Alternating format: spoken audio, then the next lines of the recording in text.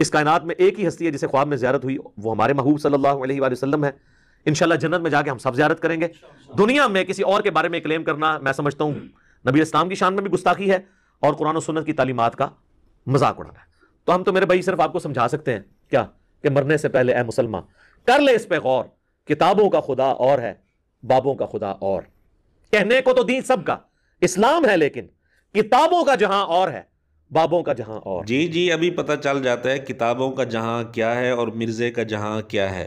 مسند ابن الجاد، جس کے متعلق خود مرزا کہتا ہے یہ اہل سنت کی مین سٹریم کی کتاب ہے، اس میں روایت نمبر ہے 1306، جس میں رقبہ محدث نے خواب بیان کیا۔ وہ کہتے ہیں میں نے اللہ تعالیٰ کو خواب میں دیکھا، اور یہ خواب بتانے والا مشہور محدث ہے، بخاری مسلم کا راوی ہے، اور اس روایت کی سند بھی بالکل صحیح ہے، اور اس کے راوی بخاری مسلم کے راوی ہیں۔ اور یہ خواب مسند ابن الجاد کے علاوہ بھی بہت ساری کتابوں میں موجود ہے، محدثین نے لکھا ہے۔ چند ایک کتابوں کے حوالے آپ سکرین پر دیکھ رہے ہیں۔ اب ہمارا مرزے سے سوال یہ ہے کہ جس محدث نے خواب دیکھا اور بیان کیا، اسی طرح جن محدثین نے یہ خواب نقل کیا، جن محدثین نے یہ خواب اپنی کتابوں میں لکھا، کیا یہ سارے محدثین گستاخ تھے؟ کیا یہ سارے محدثین اسلام کی تعلیمات کا مذاق اڑانے والے تھے؟ بہرحال ان چند حوالوں سے آپ کے سامنے یہ بات واضح ہوگی کہ کتابوں کا جہاں کیا ہے اور مرزے کا جہاں کیا ہے۔ خواب دیکھنے والا محدث اور نقل کرنے والے راوی اگر گستاخ ہیں تو پھر ان کی جو روایات بخاری مسلم میں ہیں،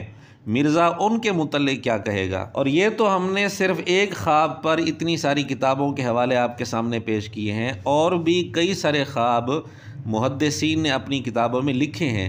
تو یہ ہے کتابوں کا جہاں، لیکن مرزے کا جہاں اور ہے۔ اب ہم بھی مطالبہ کرتے ہیں مرزا کتابوں کے جہان سے کسی کتاب سے یہ بات ثابت کر دے، کسی محدث نے لکھا ہو کہ خواب میں اللہ تعالیٰ کو دیکھنا صرف حضور علیہ الصلوۃ والسلام کی خصوصیت ہے، کسی اور نبی کو بھی خواب میں اللہ تعالیٰ کا دیدار نہیں ہو سکتا، اور کسی امتی کو بھی نہیں ہو سکتا۔ یہ بات کس محدث نے اپنی کتاب میں لکھی ہے؟